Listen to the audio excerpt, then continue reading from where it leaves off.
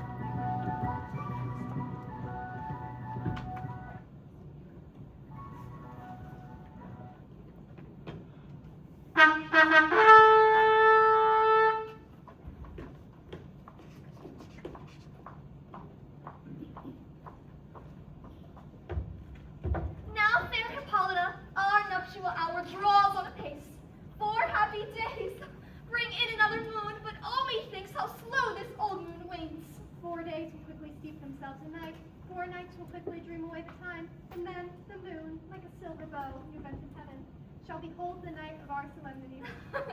Go, Philostrate, stir the Athenian youth to merriments.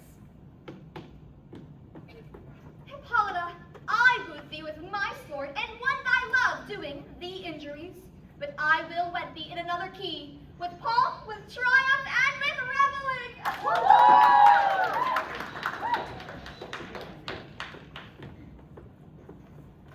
Happy be Theseus, our renowned duke. Thanks, good Aegeus. What's the news with thee? Full of vexation come I, with complaint against my child, my daughter Hermia. Stand forth, Demetrius. My gracious duke, this man hath my consent to marry her. My gracious duke, stand forth, Lysander. This man hath bewitched the bosom of my child. Thou hast by moonlight at her window sung and turn her obedience, which is due to me, to stubborn harshness, and be so that she, not here before your grace, consent to marry with this man, I beg the ancient law of Athens, as she is mine, I may dispose of her, which is either to this gentleman or to her death, according to our law. What say you, Hermia? Be advised, fair maid, to you your father should be as a god. Demetrius is a worthy gentleman. So is Lysander. In himself he is, but in wanting your father's voice, the other must be held the worthy. I would if my father looked, but with my eyes. Rather your eyes must with his judgment look. I do beseech your grace to know the worst that may befall me in this case if I refuse to wed Demetrius. Either to die the death, or to enjoy forever the society of men. Therefore, fair Hermia, question your desires. Whether if you yield not to your father's choice, you can endure the livery of a nun, to live a barren sister all your life. So live, so grow, so die, ere I will my virgin patent up unto his lordship, whose unwished yoke my soul consents not to give sovereignty. Take time to pause, and by the next new moon, the sealing day betwixt my love and me. Upon that day, either prepare to die, or else to wed Demetrius, or on Diana's altar to protest for a single life. Relent, sweet Hermia, and Lysander, yield thy crazy title to my certain right. You have her father's love, Demetrius. Let me have Hermia's. You may marry him. Scornful Lysander, true, he hath my love. And what is mine, my love shall ruin, and she is mine. I am, my lord, as well derived as he, and which is more than all boasts can be. I am beloved of beauteous Hermia. Why should not I then prosecute my right? Demetrius, I'll vouch it to his head, made love to Nito's daughter, Helena, and won her soul. And she, sweet lady, dotes upon this spotted and inconsistent man. I must confess that I have heard so much, and with Demetrius thought to have spoke thereof. But being full over my own self-affairs, my mind did lose it. But Demetrius, come and come. Aegeus, you shall go with me. I have some private schooling for you both. For you, fair Hermia, look you arm yourself to fit your fancies to your father's will, or else the law of Athens leads you up to death, or to vow for a single life. Come, my Hippolyta. Oh, what cheer, my love. Demetrius and Aegeus, go along. With duty and desire, we follow you.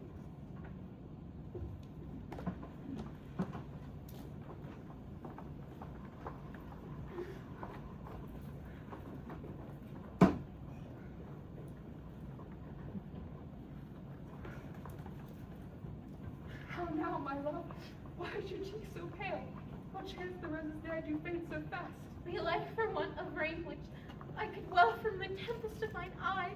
I mean, for aught that I could ever hear, ever read by tale or history, the course of true love never did run smooth. But either it was difference in blood, Too high to be enthralled to low, or else misgraft in respective years, too old to be engaged to young, or else it stood upon the choice of friends, to choose love by another's eye. or if there was sympathy in a choice, or if death or sickness did lay siege to it, making it momentary as a sound, swift as a shadow, short as any dream. If then true lovers have been ever crossed, it stands as an edict in destiny. Let us treat our trial with patience, as it is a customary cross, as you to love as thoughts and dreams. Hear me, Hermia, for I have a widow aunt from Athens, her house is remote 7 leagues, and she respects me as her only son. There, gentle Hermia, may I marry thee? Oh, into that place the sharp of beauty law cannot pursue us. If thou lovest me then, steal forth from my mother's house tomorrow night, and there, a league without the town, where I did meet thee once, with Helen, there will I stay for thee. My good Lysander, I swear to you, by Cupid's strongest bow, by vow ever men have broke, in number more than women have ever spoke. Truly, where thou hast appointed me, will I meet with thee. You promise. Look, here comes Helen. Fair Helena, whither away? Call you me fair? That fair again, I say. Demetrius loves your fair. Oh, were favor so yours would I catch fair Hermia. My ear should catch your voice, my eye your eye. My tongue should catch your tongue's sweet melody. Were the world mine, Demetrius being mated. The rest I give to be you translated. Oh, teach me how you look, and with what art you sway the motion of Demetrius's heart. I give him frowns, yet he loves me still. Oh, that your frowns would teach my smile such skill. I give him curses, yet he gives me love. Oh, that my prayers could such affection move. The more I hate, the more he follow me. The more I love, the more he hateth me. His folly, Helena, is no fault of mine. None but your beauty. Would that fault were mine. Take comfort. You no more shall see my face. Lysander and myself shall fly this place. Helena, your mind we will unfold.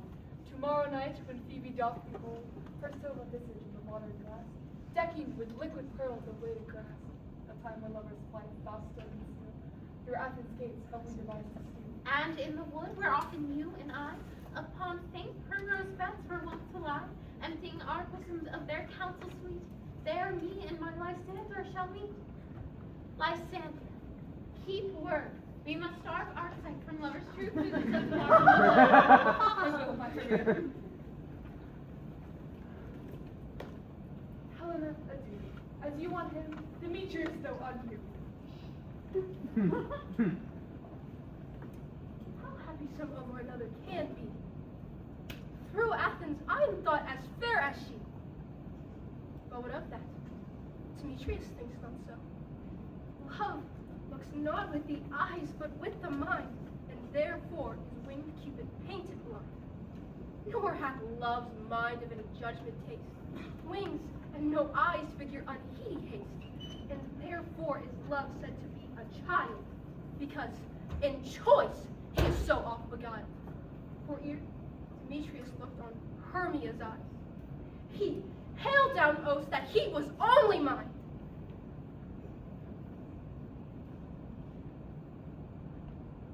I will go tell him of fair Hermia's flight. Then to the wood will he tomorrow night pursue her. And for this intelligence, if I have thanks, it is a dear expense. But here in me nigh to enrich my pain, to have his sight thither and back again.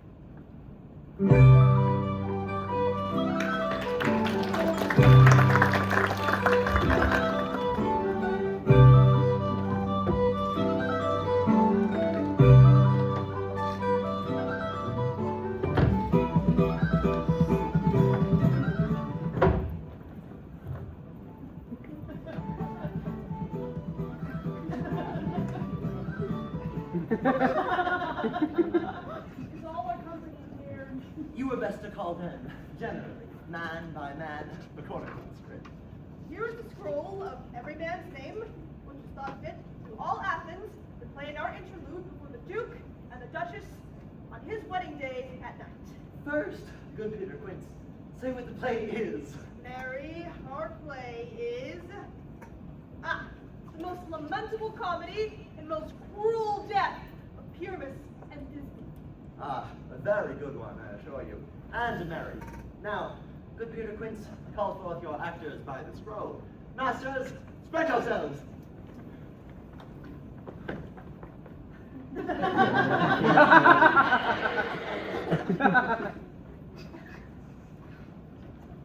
Answer as I call you. Nick Bottom, the Weaver. Ready? Name what part I am for, and proceed. You, Nick Bottom, are set down for Pyramus. And what is Pyramus? A lover or a tyrant? A lover who kills himself most gallant for love. That will ask some tears in true performing of it.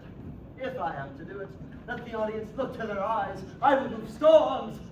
The raging rocks and shivering shocks shall break the locks of prison gates, and Phoebe's car shall shine from far and make and mar the foolish fates. This was lofty. Now, call forth the rest of the players. This was Hercules' vain tyrant's vain. A lover is more condoling. Francis Flute, the bellows mender. Here, Peter Quince. Flute, you must take Thisbe on you. What is this, a wandering knight? It is the lady that Pyramus must love. I have a beard coming. That's all one. You shall play it in a mask. You may speak as small as you will. And I may hear my voice. Let me play Thisbe too. Oh, speak in a monstrous of a voice. This dear. Ah, Pyramus, let me do what I live. You must play Pyramus. And Flute, you Thisbe. Well, proceed.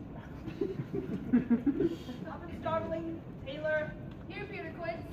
Starveling, you must play Thisbe's mother. Tom Snout, the tinker. Here, Peter Quince. You, Pyramus's father. Self, Thisbe's father. Snug, the joiner. You, the lion's part.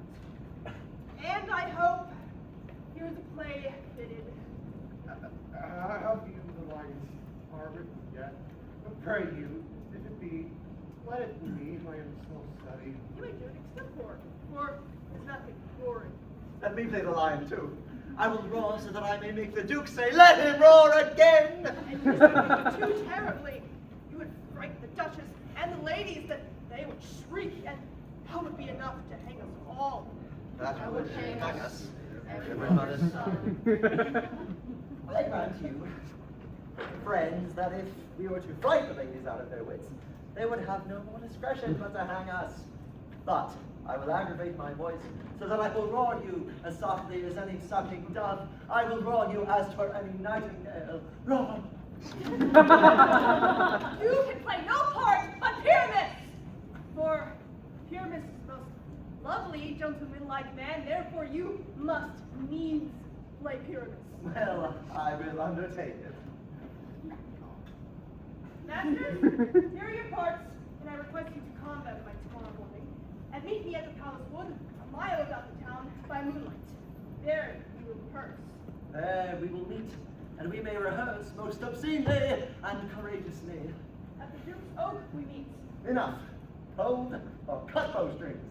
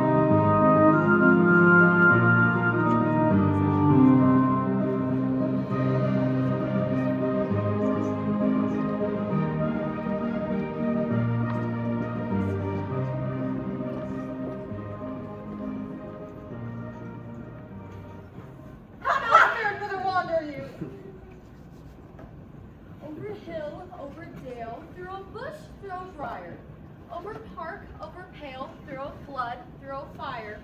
And I serve the fairy queen to do her orbs upon the green. I must go seek some dewdrops here, and hang a pearl in every counsellor's ear. Farewell, all other spirits, I'll be gone. Our queen and all our elves come here and on. The king doth keep his rebels here tonight.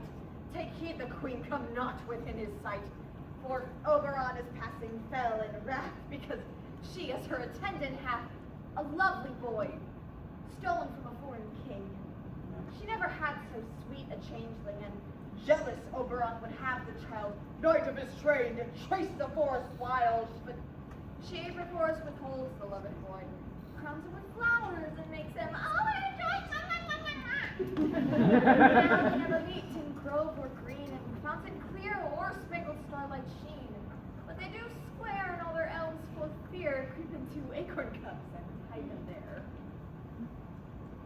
Either I mistake your shape aright, or else you are that shrewd and knavish like called Robin Goodfellow. Are not you he that frightens the maidens of the villagery? And sometime make to drink to bear no harm, mislead night wanderers, laugh at their harm? Those that hobgoblin call you and sweet puck. You do their work, and they shall have good luck. Are not you he? Thou speakst right. I am that very wanderer of the night. I jest to Oberon and make him smile. When I, a mean-fed horse beguiled, neighing in likeness of a filly foal. And sometimes lurk I in the gossip's bowl in very likeness of a roasted crab. And when she weeps against her lips, I sob, and on her withered dewlap pour the ale. The wisest aunt telling the saddest tale, sometimes for 3-foot stool mistaketh me. But slip I from her boat,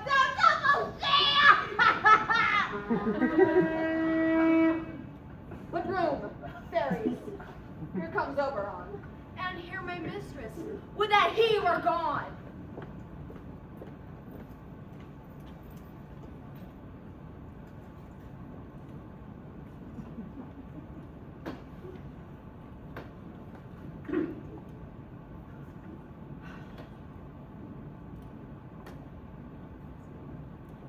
Ill met by moonlight, proud to talk. What jealous Oberon. Fairies, skip hence. I have forsworn his bed. Tarry, rash wanton, am not I thy lord? Then I must be thy lady. But I know that when thou hast stolen away from fairyland, and in the shape of corn sat all day, playing on pipes of corn, versing love to amorous Philina, why art thou, but for that forsooth, the bouncing Amazon, your mistress, and your warrior love to Theseus must be wed, and you come to give their bed joy and prosperity. How canst thou thus for shame, Titania, glance at my cleansed with Hippolyta, knowing I know thy love to Theseus? Didst thou not lead her through the glimmering night, and make her break her faith with Ariadne and Antiope? Oh, these are the forgeries of jealousy. And never since the middle summer spring met we to dance our ringlets to the whistling wind. But for thy drawl thou hast disturbed our sport. Therefore the wind, piping to us, in vain as in revenge have sucked up from the sea contagious waters, which falling in the land have every pelting river made so proud that they have overborne their continents. Therefore the moon, the governess of floods, pale in her anger, washes all the air, and through this temperature, the seasons alter. The spring, the summer, the childing autumn, the angry winter, the amazed world, by their increase now knows not which is which. The same progenies of evils comes from our debate. Dost thou amend it then? It lies in you. Why should Titania cross her Oberon? I do but beg a little changeling boy to be my head. His mother was a boarderess of my order. Full often had she gossiped by my side and sat with me on Neptune's yellow sands. When we laughed at the sails grow big-bellied with the wanton wind. And she, then rich with my young squire would imitate. But she being mortal of that boy did die, and for her sake do I rear up her boy, and for her sake I will not part with him. How long within this wood can you stay? Perchance till after Theseus' wedding day, if you shall patiently dance an hour round and see our moonlight revels. Go with us. If not, shun me, and I shall spare your hunts. Give me the boy, and I will go with thee. Not for thy fairy kingdom. Fairies, away. We shall chide downright if I longer stay. Well, go thy way. Thou shalt not from this grove till I torment thee for this injury.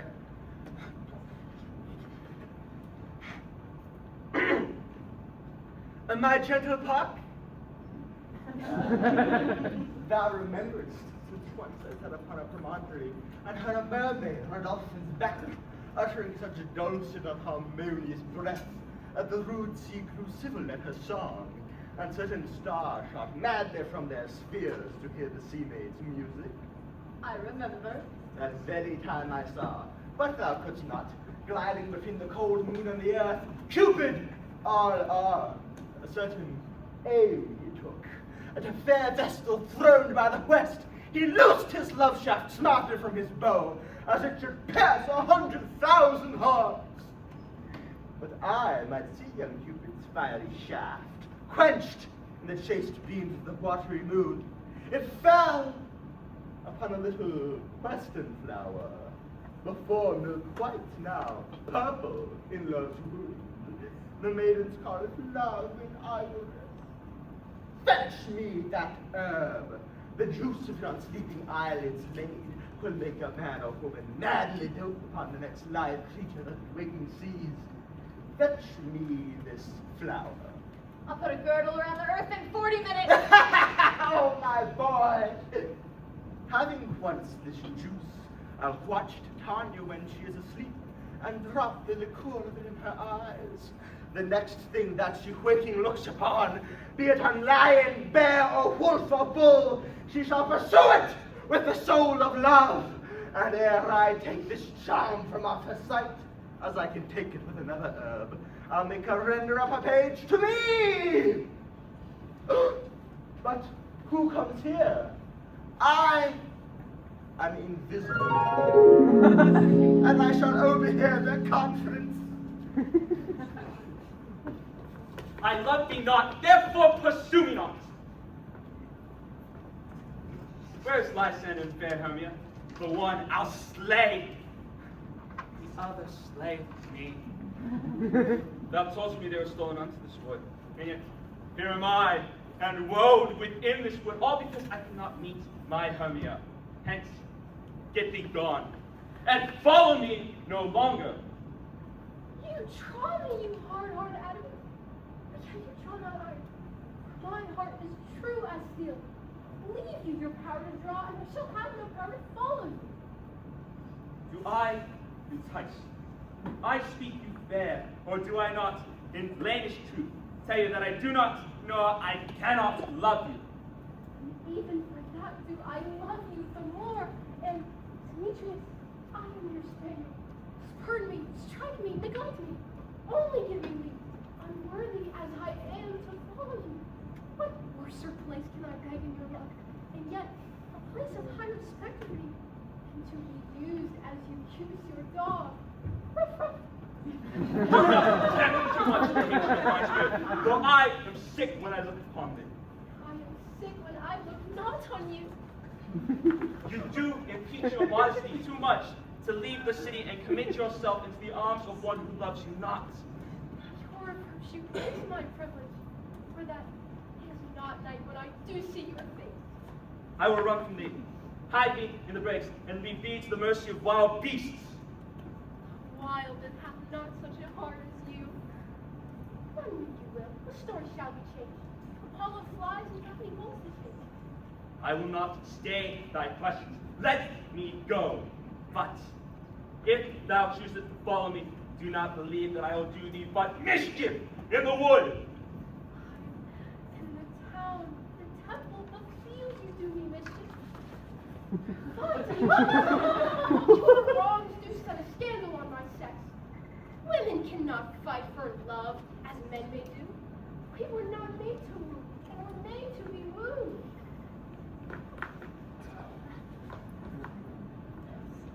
I'll follow thee and make a heaven of hell, to die upon the hand I love so well. Fare thee well, gentle nymph, ere he do leave this grove. Thou shalt fly him, and he shall seek thy love. Hast thou the flower there? Welcome, wanderer. Aye, there it is. Oh, I pray thee, give it me.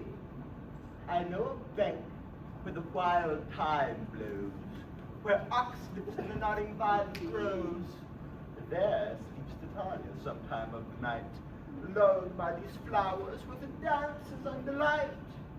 and with the juice of this, I'll streak her eyes and make her full of hateful fantasies. Take thou some of it, seek about the grove. A sweet Athenian lady is in love with a disdainful youth. Anoint his eyes, but do it when the next thing he espies might be the lady. Thou shalt know the man by the Athenian garments he hath on. Fear not, my lord, your servant shall do so.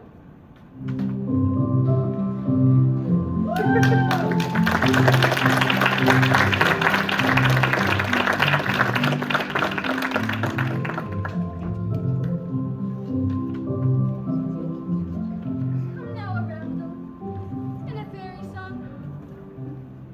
Sing me now asleep. Bend to your offices and let me rest. You spotted snakes with double tongue, thorny hedgehogs be not seen, newts and blind worms do no wrong. Come not near our fairy queen. Philomel with melody, sing in our sweet lullaby. La la la la la lullaby, la la la la la lullaby. Never harm nor spell nor charm, come our lovely lady nigh. So good night with lullaby. Hence away, now all's well. One aloof stands sentinel. La la la la la la la la la.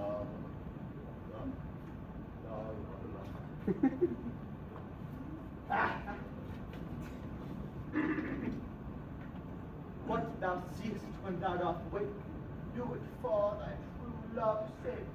Love and languish for his take, be it ounce or cat or bear, pot or bull with bristled hair. In thy eye that shall appear, when thou wakest, it is thy dear, when but some vile thing is near.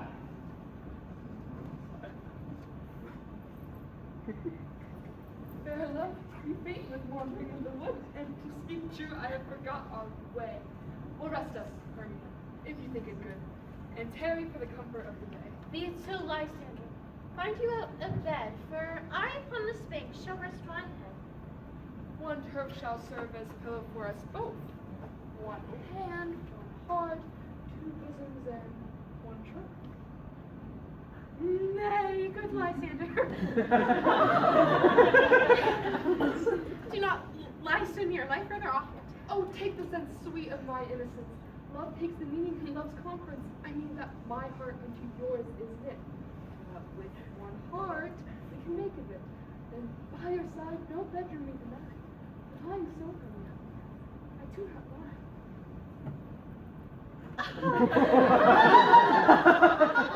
Lysander riddles very prettily. Now, much be true my manners and my pride. Hermia meant to say Lysander had lied. Sweet friend, with love and courtesy, lie further off in human modesty. Amen, amen to that fair prayer, said I. And end life when I am loyal. Here is my bed. Sleep give thee all his rest. May half the wisher's eyes be pressed. Through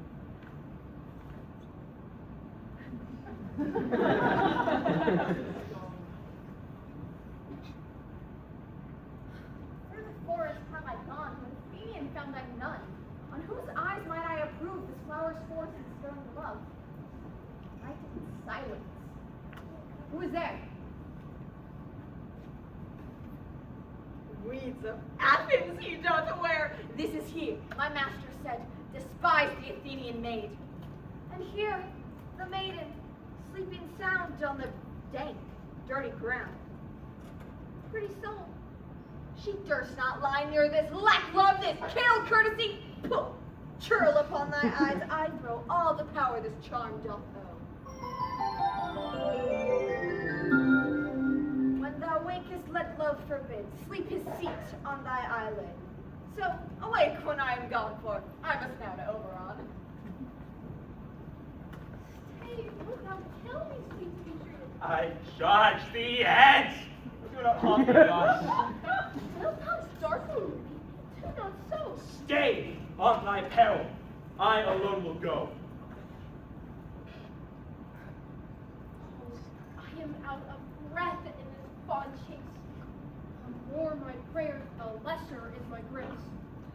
Happy is Hermia, wheresoever she lies, for she hath blessed and attractive eyes. How came her eyes so bright? Not with salt tears, if so, mine are oftener lost the print. No, I am ugly as a bear, for beasts that meet me do run away for fear. Therefore, no marvel through Demetrius do, as a monster fly my presence does. But who is here? Lysander? Lysander, if you live, you're still awake. And run through fire will I for thy sweet sake. Transparent Helena, nature shows art that through thy bosom makes me see thy heart. Where is Demetrius? Oh, how fit a word is that vile name to perish on my sword. Do not say so, Lysander. Say not so. But though he loved your Hermia, yet Hermia still loves you, then be content. Contend with Hermia? No, I do repent the tedious minutes with her I've spent. Not Hermia, but Helena I love. Who would not change a raven for a dove? Wherefore was I to this keen mockery born? When at your hands did I deserve this scorn? I fear you well. Of course, I must confess I thought you lord of more true gentleness. A lady of one man refused, should of another therefore be abused? She sees not Hermia. Hermia, sleep thou there, and never mayest come Lysander near. For as surf bite of the sweetest things, the deepest loathing to the stomach brings. And all my power address her love and might, to honor Helen, and to be her knight. Help me, Lysander, help me! Oh, do thy best to pluck this crawling serpent from my breast. Let me. For pity, what a dream was here. We thought a snake eat away at my heart, and you sat smiling at his cruel prey. Lysander? Lysander, Lord? What removed? No word, no sound? If thou can hear, speak only of loves. And if not, then I will assume you not nigh. Either death or you I will find immediately.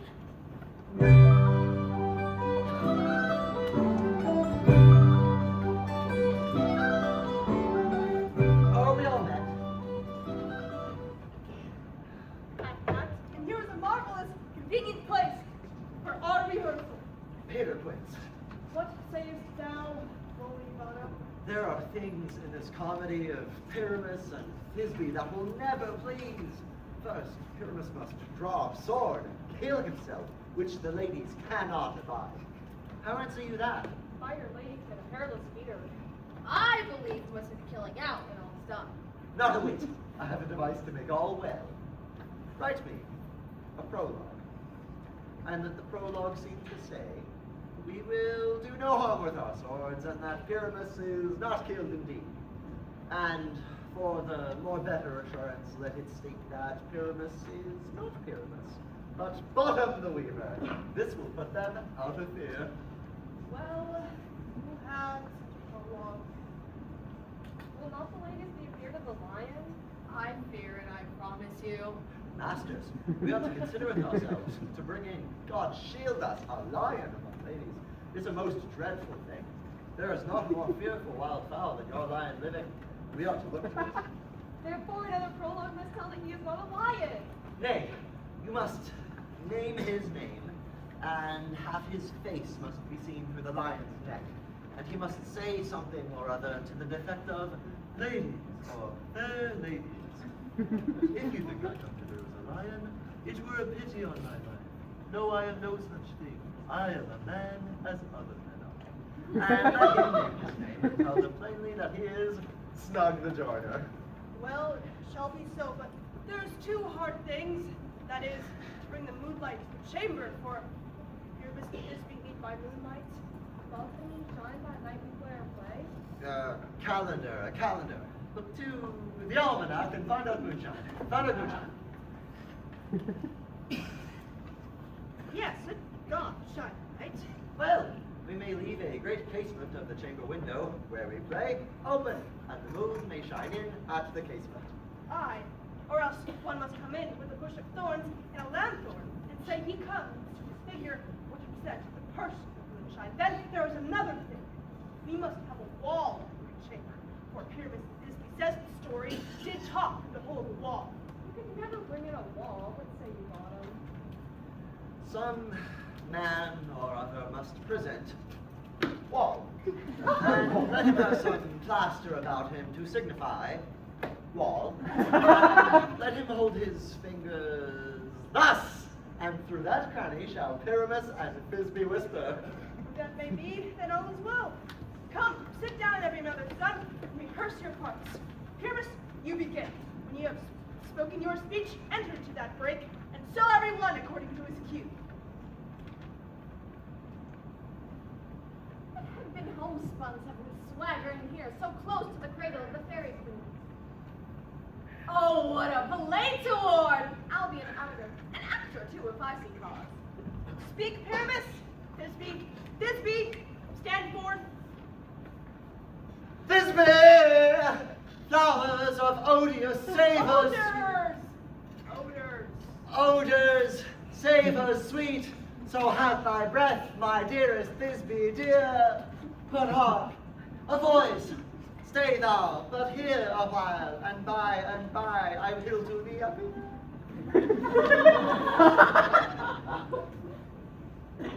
Stranger Pyramus than air played here.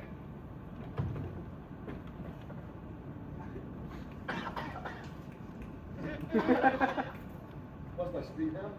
I must you, for you must understand he has seen noise that he heard. Come again.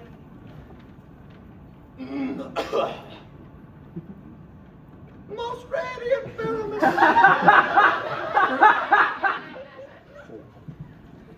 Most lily whites of hue, of color like the red rose on triumphant rare.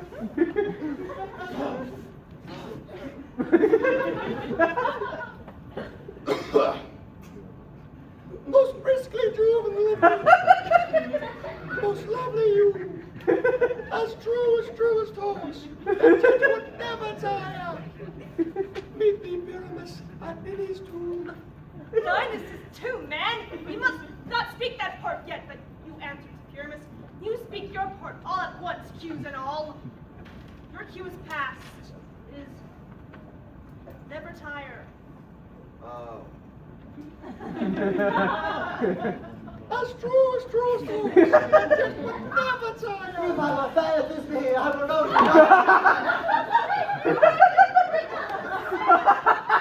All of you, I'll lead you around through barn, through bush, through brake, through briar.